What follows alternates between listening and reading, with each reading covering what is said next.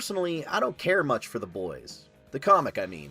It's really gross, tries way too hard to be edgy or offensive, and it's just tonally very unpleasant because of how angry and cynical it is. So you may be asking, why on earth would I be advocating for them to turn it into an animated series? Well, for the same reason I think it was a good idea to turn it into a live-action show. Just because a source material has flaws doesn't mean an adaptation can't work. I'd say overall that adaptation definitely worked, even if people didn't really love the way it ended up. And as of now, The Boys is easily one of the biggest pieces of pop culture of the 2020s that isn't a nostalgic revival of something else or a piece of a franchise that's gone on way too long. That's not to say it won't ever be that. In fact, now that the live-action show has ended, we're already getting queued up for a whole lot of spin-offs. Soldier Boy. What's his story? The Boys Mexico. The Boys Canada. The Boys Denmark. Gen V isn't continuing, but the fact that it existed at all is proof enough. This is a franchise now. The Vought Cinematic Universe. They spent 7 years making fun of the MCU just to become it. But the problem is that when something is too popular, it can't die a natural death. It has to have sequels and spin-offs and continuations and prequels and what have you, becoming a shambling corpse like the Terminator franchise. Homelander is one of the most popular TV villains of all time now. I mean, have you seen the memes they make about him? That's not going away. So I've come with a proposal. If we're seriously dead set on doing this, if we're really going to just keep dragging this out for the next few years until the well runs dry and Amazon finds the next IP to milk, why not make an animated series? Like a faithful one, like what they're doing with Invincible. Because I can think of a lot of reasons to do it. If you'll indulge me and come into this topic with an open mind, I'd like to see if I can convince you that The Boys should be animated. Special thanks to today's sponsor, JoJo's Bizarre Adventure, Golden Spirit. Golden Spirit brings together iconic characters from parts 1 through 6 of the classic JoJo anime, letting you mix and match across generations to build your very own dream JoJo squad. Players can assemble cross-part teams using sharp strategy, smart lineup choices, and powerful skill energies to dominate the battlefield. Just imagine, if I had to build a 5-character team right now, I'd start with Cars, who's basically immortal. Next up, Dio, because, come on, he's just too cool to leave out. But it was I, Dio! Then I'd add Josuke for his healing abilities, and of course Jotaro is the ultimate powerhouse. That's already a terrifying lineup, and I haven't even filled the 5th slot yet. Battles revolve around stand abilities, staying true to the anime with a heavy focus on individuality, power traits, and signature mechanics. The 360-degree full-view combat delivers a cinematic, immersive experience that truly brings your favorite JoJo characters and their stands to life. It looks absolutely incredible. So what will your dream team look like? Drop your lineup in the comments below. I'd love to see what you come up with. And don't forget to pre-register now on iOS and Android. As more players join worldwide, more milestone rewards will unlock. So the earlier you sign up, the more exclusive launch goodies you'll claim. Don't miss your chance to grab those limited time rewards. Links are in the description and the pinned comment. Go check it out. Now back to the video. The Boys is an independent comic illustrated by Derek Robertson and written by the King of Edge, Garth Ennis. It's a satirical look at the concept of comic book superheroes, corporatism, American politics, pop culture franchises, and celebrity influencer culture. It tells the story of a young Scottish man named Hugh Campbell who suffers a deep personal tragedy at the hands of a reckless superhero, which causes him to be invited into a shady CIA-funded group called The Boys, whose job is to surveil, document, and in some cases covertly blackmail superheroes to keep these powerful individuals in check. This series, of course, takes place in a world where superheroes exist, but they're not heroic or virtuous. Instead, they're sponsored by a massive evil conglomerate. Superheroes, or supes as they're colloquially called, are more like trashy, bratty celebrities that do scandalous and immoral things in their off time. Some of them are more like star athletes that get brand sponsorships or do commercials and attend charity events in public, but privately they're up to no good. Generally, they're only harmful in small bursts, but the leader of the Boys, Billy Butcher, is a vengeful man who fears the day when supes stop acting like spoiled rich children and start using their powers to control the world. The Boys are a multinational group of highly trained individuals who all have superpowers themselves, but eschew the capes and costumes for a more low-key look while they work to keep supes in line and target the most powerful one of all, Homelander, who's sort of like a mix of Captain America and Superman visually, but with the morals and charm of neither. He's conniving, he's evil, and he's capable of tearing the world apart if he ever stops being a prima donna celebrity worried about his quarterly merch sales figures. Of course, you'd have to be living under a rock to not know all of this, but, you know, it's good to get it out of the way for newcomers. This was already a 5-season-long smash hit television series with a lot of big-name actors on a major platform. But here's the catch. I think this comic has potential to be a really great animated series that improves on the source material in the same way Amazon's other series, Invincible, does. I want them to take that same approach with this comic that they do with that one, do a more straightforward adaptation that can follow the story arcs more closely, which would make this series strikingly different from the live-action one, justifying its existence by not being just a simple retread of those events. Now let's just get this out of the way. The immediate first argument I'm going to get, and I know I'm going to get a lot of it, is the comic is bad. Why would you want them to do a faithful adaptation of it in animation? Listen, I hear you, I get it. It's a valid question. I certainly have my problems with the book, and I won't be shy about them either, but I think just because the source material is somewhat infamous doesn't mean it can't be done well. Obviously, the live-action series managed to find the diamonds in the rough and made the very same premise an overnight sensation. I think that can be done again, just in a different way this time. And while I think the show's strengths were diverging heavily from the source material, there's a way to follow it a little more closely and make something worth watching that isn't soul-crushingly miserable and depressing to sit through. So here's a question of what to keep and what to change, and I have figured it out more or less. The comic's dialogue is probably the biggest source of fatigue you'll feel while reading it. The characters are just so casually nasty to each other in every instance. There's a lot of off-the-cuff slurs of all varieties flung around willy-nilly to the point it just makes you numb to it. Like, yes, I get it, this is a comic written for adults, but the funny thing about cussing is the more you do it, the less effective it becomes. The more you say fuck, the more it stops sounding like an adult word and more like a 12-year-old swearing up a storm to look cool in front of other 12-year-olds, and it loses its punch. The live-action show also has this problem.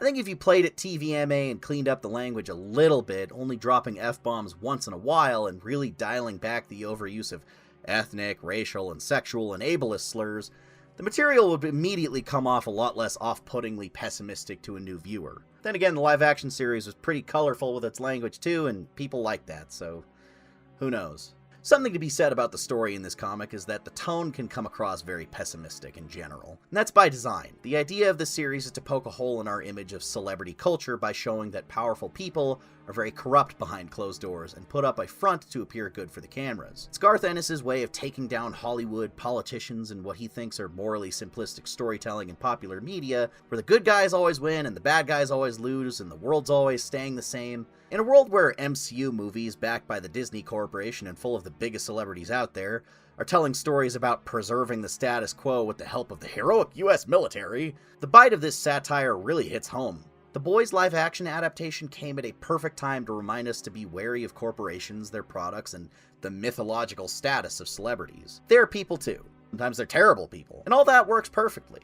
What doesn't work is just how strong the sense of cynicism is in the comic, because it presents a world that's so nasty, cruel, and hopeless that it becomes hard to sit through when you're reading the comic in its entirety. I found myself needing to take breaks when I was reading it the first time because of how much high-impact sexual violence is crammed into every single issue, how bleak the worldview Ennis presents can be to live in. If this series were to be animated, the first thing to really tweak would be to stabilize the tone. I think a lot of these stories, characters, and concepts could be played with a lot more levity if handled appropriately. Some factors need to be handled with seriousness and care, and even the live-action series fumbled that on more than one occasion. But for other matters, it wouldn't hurt to have a little bit more of a playful, tongue-in-cheek tone about the violence and action instead of just wallowing in the depravity of it for as long as the book does. The Boys really likes to present the bulk of its characters as sleazy and hateable, but that doesn't automatically stop something from being funny and enjoyable. It matters how it's presented, and there is an opportunity to revel less in the darkness and make the tone less punishing for the viewer.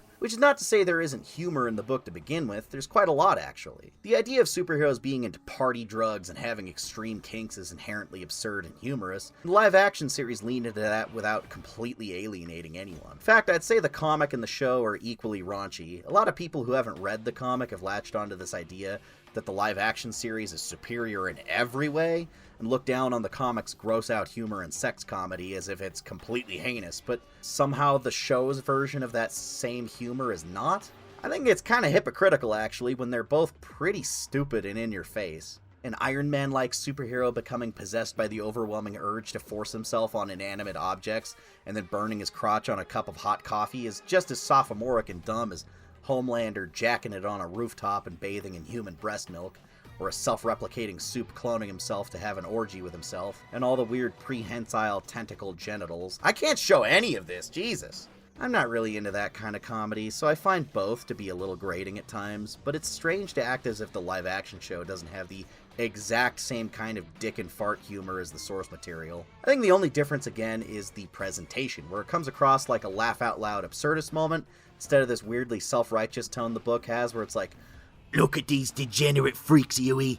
They're bisexual, which means they're like totally fucked up and stuff, oh." Some of Garth's social commentary about the nature of queerness and sexuality is very close-minded, mean-spirited, and dated, but there are times in the latter half of the book where you can almost see him reflecting on that and maybe showing signs of turning it around. I haven't read much of his recent work, so I can't say really if that's gotten any better, but I know an animated series could re-examine some of the points being made and update them for the 2020s. I think back to how Invincible himself casually threw around certain words because that's the way people talked at the time, and I know Robert Kirkman has some regrets about it now that he's older and wiser. Instead of William being called gay as a joke repeatedly until coming out deep into the comic way after he's no longer relevant, he's out at the start of Invincible, and it's treated with much more care.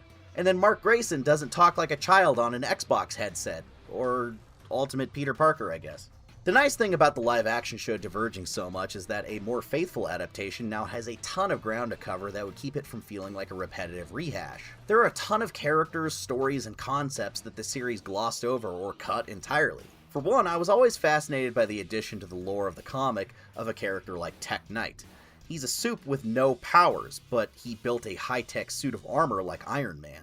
That opens up a whole other discussion of supes not necessarily being just people with extreme physical powers, and I think it could lead into some interesting world building. The live-action series didn't want to get into the complexities of this and axe that entirely, instead making Tech Knight a supe with heightened senses and a sort of Batman vibe going for him instead, and we never get to see what he looks like in costume. I think that was a real missed opportunity that came from either not wanting to tackle the concept or just not having the budget to make his suit of armor work in live action. But either way, the animated series could easily portray that character and what he adds to the ranks of the supe community. Jack from Jupiter was a member of the Seven who was cut and replaced with Translucent, because I think the producers must have realized they wouldn't be able to pull off his design well enough on their budget. Compound V gave him powers, but it also mutated his appearance in such a way that it was easier to just tell the public he was a legit space alien like Martian Manhunter. Oh, they can make Love Sausage an actual character with a personality instead of a disgusting running joke to humiliate Mother's Milk. There's also Homelander's real father, Stormfront. He's an ex-Nazi supervillain that was taken in by the United States after World War II and rebranded as an American superhero because they didn't want to waste him as an asset. It was a real Operation Paperclip type thing. The live-action series changed the character into a completely different person to serve as a love interest for Homelander, but I think it would be interesting to see the comic version adapted because of how intimidating and frightening he is. He could be just as scary of an antagonist as Homelander himself, and it would be interesting to see his role expanded, as well as his messy history with Vought American. And lastly, James Stillwell is the real criminal behind it all. He's a soulless corporate machine that cares only about the company and his stake in it. He's the face of late-stage capitalism. Cold, calculated, uncaring, and unbothered by human suffering as long as it doesn't affect his bottom line. The show also remixed this character as Madeline Stillwell early on, but you could tell they somewhat regretted it later because they had Giancarlo Esposito essentially play a fill-in named Stan Edgar who served the same role in the story and had a very similar personality. Stillwell is an interesting character because of how well he keeps Homelander in line by just not caring about him. He's not intimidated by him at all. Homelander is desperate for attention, and Stillwell gives him so little that it drives him crazy. He's not afraid of him, and he's not threatened by him. He just sees him as a bad product that's easily replaceable. He's so chillingly dead inside. The live-action series sort of whiffed it with Stan Edgar as his fill-in because he lost relevance as the seasons went by, even though Esposito is insanely perfect casting for this character. When they're in actual combat, whom exactly do your heroes report to? Same person as always. Me. And even then, they tried to humanize him just enough by giving him a family that he cared about. I think you need to be completely evil. I'd like to see Stillwell attempt it again from the very beginning this time, and see them keep him in focus till the very end as a human representation of the evils of the Vought Corporation, and how unchecked greed is just as terrifying as any supervillain. I'd say one of the biggest points of divergence from the comic comes down to the core relationship between its two main protagonists. Huey Campbell and Annie January are two kind-hearted, empathetic, and loving people in a dangerous and cynical world. They're incorruptible forces of good surrounded by corrupt people who don't care about doing good. Their relationship is the most hopeful and lighthearted aspect of the comic because they found each other and created a genuine and loving romance amid all this darkness, and it helps the series remind you that all is not lost. But the live-action show fumbled pretty hard on this aspect for a couple of reasons. Annie's character in the Amazon series becomes more jaded and cynical with every episode that passes because she's been beaten down by all the evil she encounters. And after a while, it seems like the show starts to forget Huey was meant to be the main character because of Homelander's runaway popularity on social media. So, Huey will show up for 5 minutes of an episode, say a few lines about how he doesn't approve of whatever Butcher's doing, and then quietly fade into the background and not attempt to change anything or act like an active protagonist at all. I think the overall live-action series did a disservice to both of these characters. She loses herself and becomes just as much of an angry pessimist as everyone else, and he becomes a side character in his own story. Eventually, they stop being a unified bright spot that brings the best out of each other and just become miserable and dysfunctional people. Maybe that's more realistic, but it's also boring to watch a relationship with two people who only ever seem to argue with each other and only stay together because the writer says they're supposed to, even though all of their chemistry has long since been replaced with bickering. It's like, I stopped feeling like these characters even liked each other after a while because of how nasty they got. And I can't believe the book did that better. I mean, this is the boys comic we're talking about. Jesus! I think a more faithful recreation of their dynamic in an animated adaptation could stand apart by being a more consistent point of hope and levity in a very grim story. You should want to root for this couple the whole way through, not stop caring about them at the halfway mark. Like, oh yeah, I want to know what's going on with Homelander, but I gotta go check in on these two. Don't seem to have anything going on other than yelling at each other. The longer the live-action series went, the more clear it was that they simply didn't have the budget to execute some of their more ambitious ideas, and had to avoid anything remotely resembling spectacle. In an action comedy show full of superheroes, there's just really not that much use of superpowers. Homelander never gets to cut loose like he keeps threatening the whole time. The best we get is a fantasy sequence that cuts back to reality and then is never referenced again. It says he can lay waste to entire cities and take on armies by himself, but the overwhelming majority of his screen time is him standing around talking in the same 3 locations over and over and over. Eventually, he stops feeling threatening because they simply can't show the level of destruction he's capable of. So the final arc of the story feels limp when they keep saying, scorched earth, and then he continues to only hurt people behind closed doors and make empty threats. Near the end of the comics, Homelander's recruited dozens of supes towards his plan to take over the world, and has infected them with this sort of Magneto mantra that they're superior to regular humans and should start a regime of supe supremacy. In the show, they clearly didn't have the time, money, or resources to gather that many powered characters together, so they abandoned that plotline and just settled on Homelander getting this god complex and thinking he's above even other supes, so that hardly any of them needed to be on his side at the end. Instead of this enormous battle sequence of the military attacking supes in the skies above Washington, D.C., all the action is pushed into a closed set of the Oval Office in what seems to be a really small conflict. After 5 seasons of build-up, this just really didn't feel like the big finale they kept teasing. The escalation didn't pay off, it just kind of plateaued. An animated series would never have this problem. Looking again at the action in Invincible, the season finales consistently amp up the scope and scale of battles and can show superpowered people doing whatever they want with no limitations, especially the ultra-violence. Animation is just a better option for a TV budget to show larger-than-life stories like this. They wouldn't need to whittle down all the more crazy superpowers or expensive character designs like Jack from Jupiter or Tech Knight. The freedom of animation opens even more avenues that the live-action series couldn't explore. They could also give every member of the boys superpowers from the very start. Every one of the heroes of the story was given powers at a young age or gained them before the start of the story for the utilitarian purpose of self-defense against supes. I understand why the live-action series didn't go this route. For one, it's expensive, but 2, it helped to establish more of an us versus them dynamic between Butcher and people with Compound V in their DNA. He had a bone to pick with super people, and could represent normal humans better that way by not being one of them. And it helped to make the boys into more underdogs if they were going against these superpowered foes as average people. That was all very sensible in Season 1, and I actually liked that change at the time. The experiment failed as the show got longer. It went from making them underdogs to making them ridiculously plot-armored. Even as frail and easily killable as they are as humans, There was always a convenient backdoor needed to be written so that they all wouldn't die in half a second. At a certain point, it made the Supes feel less threatening because the writing kept bending over backwards to make excuses for how unpowered characters could survive for the next adventure. And in Season 5, it seemed like they stopped even bothering with explanations for that and just started going, oh, well, you know, they got in the car and drove off and somehow Homelander didn't get them. Okay. Keeping their powers from the comics will skip this problem entirely. In the original story, Homelander was strong, sure, but he avoided killing Butcher and the boys because he knew they'd put up a fight that might be able to take him down, or at least wound him. Plus, they had such massive blackmail over him that his status as a celebrity, the one thing that mattered to him, would finally go away. They were deadlocked for much of the series under the premise that starting an actual powered conflict would be mutually assured destruction. And whenever the boys did have to go into fights with other Supes, they'd be able to reasonably defend themselves with their own super strength and speed without it being completely ridiculous. Barring Huey, the rest of the boys were trained professionals with lived combat experience and more killer instinct. So when they had to battle Supes who were pampered celebrities who only used their powers for parlor tricks, it made a lot more sense when the boys always came out on top.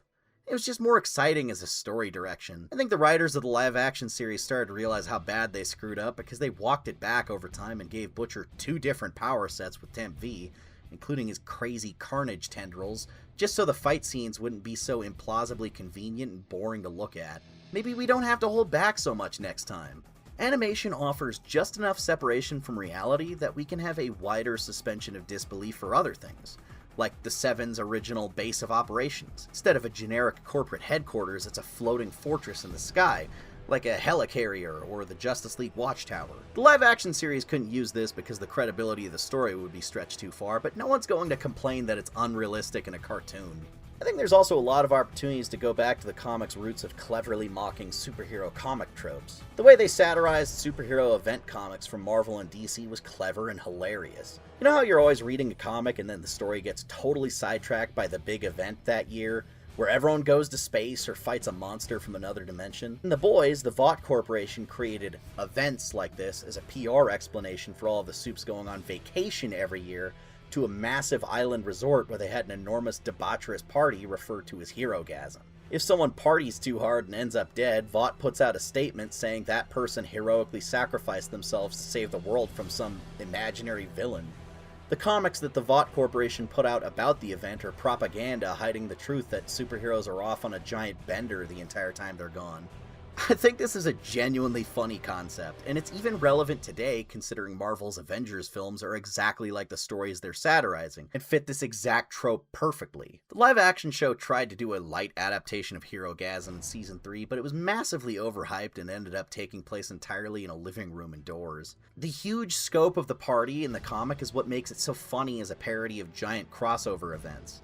But the show couldn't secure the amount of super characters, extras, and filming locations to do the joke properly, so it started to feel more like the lame orgy Frank Reynolds takes Dennis to. Once again, animation offers enough distance from the real world that they could take the scope of a story like this and get away with a lot more because it's not real actors on set doing any of this wild stuff, it's just drawings. In general, the TV show misses a lot of chances to mock superhero storytelling tropes or criticize superheroes as a concept in its latter half, because it became so fixated on holding a mirror up to present-day politics and influencer culture. But it was also exceptionally bad at offering any meaningful commentary about any of it. It's just more having the characters in the show reenact some stupid shit a rich, evil moron did in real life, and then going, hey, isn't this stupid? Haha! And it's like, yeah, it is. I didn't need you to point that out for me. The TV show's initial premise of Compound V being a rival to nuclear superpowers, and the rise of superheroes in the military-industrial complex, and the terrifying concept of Supe supremacy turning into an outright dictatorship, all melts away so they can try to mock the dumbest presidential administration in history in the limpest and safest way possible. It all turned very tiring in the later years because real life consistently proved to be far more idiotic and sinister than whatever exaggerated scenario they came up with. Then the satire started to fall flat. Maybe it wouldn't hurt to set the animated series squarely in the mid-2000s and play with their alternate history premise a little more. A major plot point of the comic is that Supe intervention caused 9/11 to turn out way differently, and that had a major effect on the politics of their own world that the series could build upon. I think there's a more nuanced way to handle some of the heavy anti-capitalist and anti-government themes of the book, than the way the live-action show handled the same material, which was just an extended bad SNL monologue for the last 2 seasons. The greatest thing about the live-action show diverging so heavily from the source material is that a more straightforward adaptation wouldn't feel like the same show again, but as a cartoon, and would probably still have plenty of surprises for viewers who had only seen the original show. So many characters' backstories, personalities, and fates are so different that it would keep many viewers guessing, since, let's be honest, they're never going to read the comic. No one reads comics. Except me. Even as popular as The Last of Us was as a video game, there's still a huge portion of people who were shocked by the reveals, plot twists, and sudden turns of the HBO series because they hadn't played the game and would never engage with that material otherwise. The game had been a massive success and out for over a decade, and it still caught people off guard when Joel did what he did in the season finale. I feel like it'd be the same thing for the Boys comic, with the very different ending most characters get. And of course there's the big twist at the end of the comic. Listen, I know someone in a YouTube video told you this twist is bad and came completely out of nowhere, but whoever said that was being a jackass because this twist is foreshadowed throughout the entire book and actually makes perfect sense. There is a ton of build up to this, and it fits the major themes of the story that Homelander isn't the real problem. The corporation behind him is. He's a defective product that can be reproduced and repackaged. The only way to stop him is to destroy the manufacturer that designed him in the first place. I know there's a famous quote from Eric Kripke that's made the rounds a lot about how it feels like a cop-out of an ending, but I think it comes down to him simply not understanding the material. Homelander wasn't meant to be the main villain in the comic, nor the main character either. Butcher's the true antagonist, and Huey is where the focus should have stayed.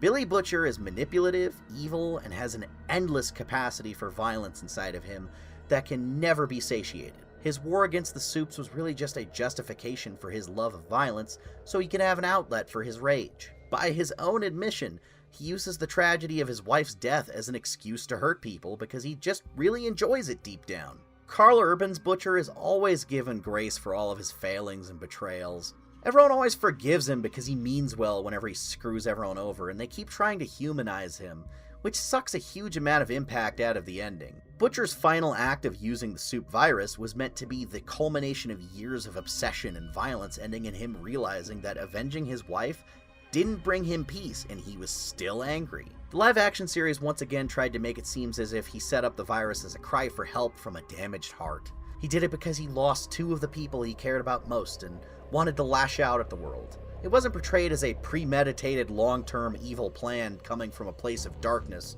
It seemed more like a tantrum because Ryan rejected him as a father figure. An animated series could do a more evil version of Butcher without having to handwave his actions or rationalize his cruelty constantly. It'd be nice to see an adaptation that just lets him be the true bad guy he's meant to be instead of trying so hard to water him down and make him sympathetic.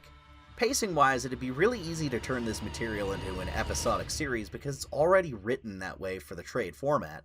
Every story arc is broken into 5 or 6 issues that have a neat and tidy beginning, middle, and end that would translate very easily into a single TV episode. They even have an A plot and B plot, like all the legwork is done for fitting this into that medium. It'd make the transition from page to screen even easier than Invincible did because that had to condense certain stories and rearrange the pacing considerably to fill out whole episodes of television. This wouldn't take nearly as much effort. Even then, the stories are so simple and quick, I don't even think you'd need to spring for hour-long episodes most of the time. You could get a lot done in 30 to 45 minutes at the absolute most, which could in turn save more of the budget towards tightening up the animation in that time span. The animated series Diabolical already gave us a really strong proof of concept for what this animated series could look like. They had character designs pulled straight from the comics, a mix of new voice actors and some reprising their roles from the live action. We got to see a glimpse of Huey played by Simon Pegg, the actor he was designed to be played by. Everyone we know's got a story like that. And Anthony Starr voicing a comic-accurate Homelander. How far he has come, how high he has flown. Through the fiery crucible of battle, he has soared. I say they already have the look and feel locked down from this animated short, and they could easily reuse a lot of these character models and voice actors from this episode to form the basis of this series. I like this short, and I'd like to essentially see it serve as the pilot for its own animated series with this style and look.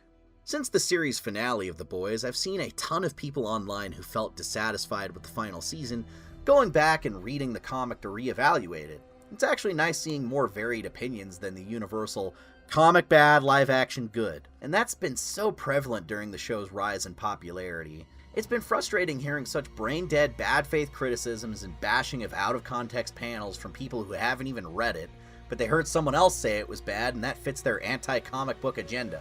I read this shit before the live-action show even came out. Does that make my opinion more valid than most people's? Yes. It felt like criticisms of the comic's numerous and glaring flaws went from genuine discussions by people who read it to fans of the show who have never touched the comic in their lives, using it as a means to push their agenda that comics are an inferior medium of storytelling. There are a lot of folks out there who like superhero stories in movies and television, but have utter contempt for the medium of comics and see them as worthless trash. And while I think The Boys comic has a lot of things I would like to see fixed up, done differently, or changed entirely, I also don't think the story Garth Ennis told was completely irredeemable and worthless. Irredeemable is a different comic. Oh fuck, I'd love to see that get a cartoon. But getting other people to see that is a losing battle because comics will never be mainstream. Getting people to read things is like pulling teeth. They'd rather have AI summarize it for them because they're stupid now. So maybe it'd be cool to present the story of the comic again in a different format with some sprucing up here and there to let people choose for themselves if they really prefer Ennis's Boys or Kripke's. They can decide which version they prefer without also having to read the entire comic. Lord knows I can only stomach so much of that book in one sitting without feeling like I need a shower. But hey, you know what? Maybe that was the point. I always get mad at YouTube for not putting my videos in the subscription box because people will comment, "Finally, Xavier uploads again after all these years," not knowing 3 other videos came out within the last month already. So maybe that stupid bell icon thing will help you remember I exist. If you want other ways to support the channel, you can always go hit up that Patreon for early videos and exclusive stuff because it's just $1. I'm not kidding, it's only $1. Isn't that cool? If just 5% of the people subscribed to me donated only $1 a month, I could make videos even faster and keep my house. You can also check out our merch on TeePublic, or just buy some of my random stuff on eBay. I have a pretty substantial collection of old toys that are still in the box in perfect condition, so go take a look in case you find something you like. And lastly, since this is a YouTube video and you probably play Fortnite, drop my creator code XavierGM next time you buy a silly dance or a cool character skin. Really helps me out. See you next time!